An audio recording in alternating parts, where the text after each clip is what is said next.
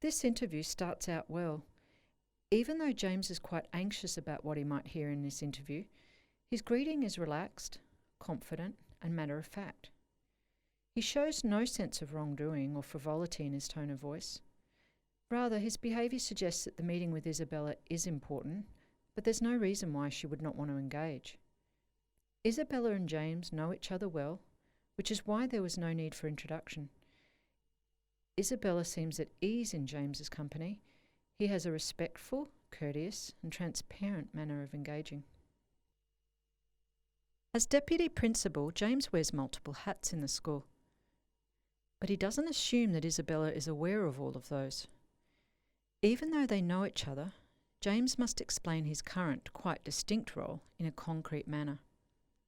He keeps his explanation brief and in terms of what is expected of Isabella, that is, we're going to have a talk. He doesn't bring up the topic of concern yet. To elicit an honest and elaborate account from Isabella, he needs to establish a good interviewing framework first. By promising to take Isabella back to her mother after the interview, this helps relieve potential anxiety. James wants Isabella to be as focused, relaxed, and non-distracted as possible.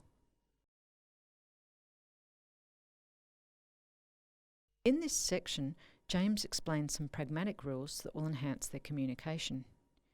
He knows that conversational rules change across different settings. When he teaches in the classroom, for example, James encourages children to guess when they don't know a response, and he discourages slang or swear words. Here in the interview room, Isabella needs to know which rules apply. James's tone, words and manner support an uninhibited and flexible communication. He uses short and simple sentences.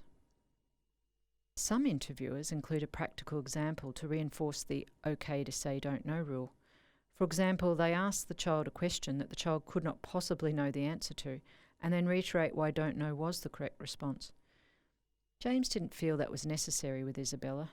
Based on his experience, she was not a child that seemed prone to suggestion.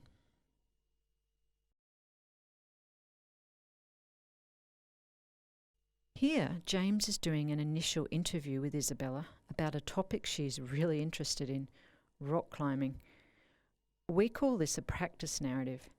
The practice narrative isn't very long, but it primes Isabella to the open-ended style of questioning and reinforces her role as a valued informant.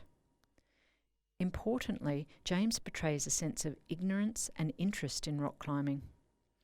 For Isabella, the process of teaching James about her experience is empowering and helps establish her confidence as an informant and her trust in the communication process. The practice narrative also gets Isabella into a deep, elaborate style of memory processing, one where she is doing all the talking as opposed to giving brief responses to more focused questions. This increases the likelihood that Isabella will give elaborate responses when later talking about the topic of concern. Even though James initiated the meeting, he knew it was best to try to get Isabella to introduce and label the event in her own words. Research suggests that the best way to do this is to use the prompt, "Tell me what you've come to talk to me about today." If Isabella had said she'd come to talk about how Mrs. Gray hurt her, James wouldn't have had to raise any prior information. In this case, he had to raise the mark. But even so, his initiating prompt was still useful in identifying and clarifying Isabella's misconceptions about the purpose of the interview. Raising prior information is always risky. James minimised this risk by being open-minded. He introduced the concern without raising the issue of contention, which was how the mark got there. He showed open-mindedness by not assuming that the mark was a bruise.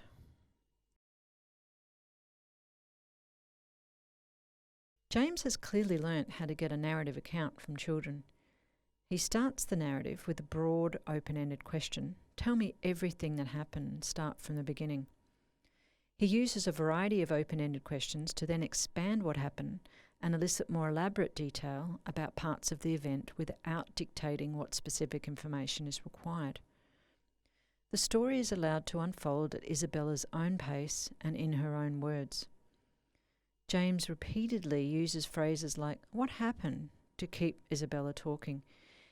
He also uses non-verbal encouragers such as head nodding, and repeating back the last few words. James reinforced the initial ground rules in this process. He said it was okay when Isabella did not know a response, and he emphasised the importance of being as detailed as possible. James reflects confidence and patience in his communication process through long pauses, and he does not react in any particular way to what Isabella is saying. Isabella shouldn't have to deal with James's internal thoughts, fears and reactions right now. What she needs is to be listened to, understood and not judged. The fact that this interview is taking place and the manner of engagement shows Isabella that she is a valued member of the school community, and this is what matters most to her. Children have the right to be asked what happened to them, just like adults. It takes a little while, but Isabella gradually starts to understand the flow of the interview. When James directs Isabella to talk about the event in question, the arm grabbing, he still allows her to control what she reports by using questions that merely encourage her to provide more information. James doesn't show irritation when he gets no response.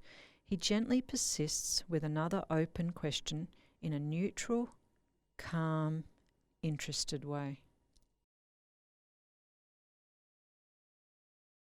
James is aware of the danger of using too many closed and specific questions.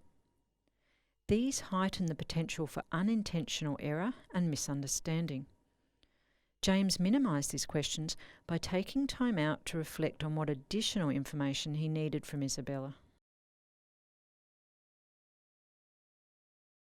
During closure, James asks Isabella if she has any questions. He keeps his promise to walk Isabella back to her mother, and he finishes the interview by reintroducing the positive topic, the rock climbing.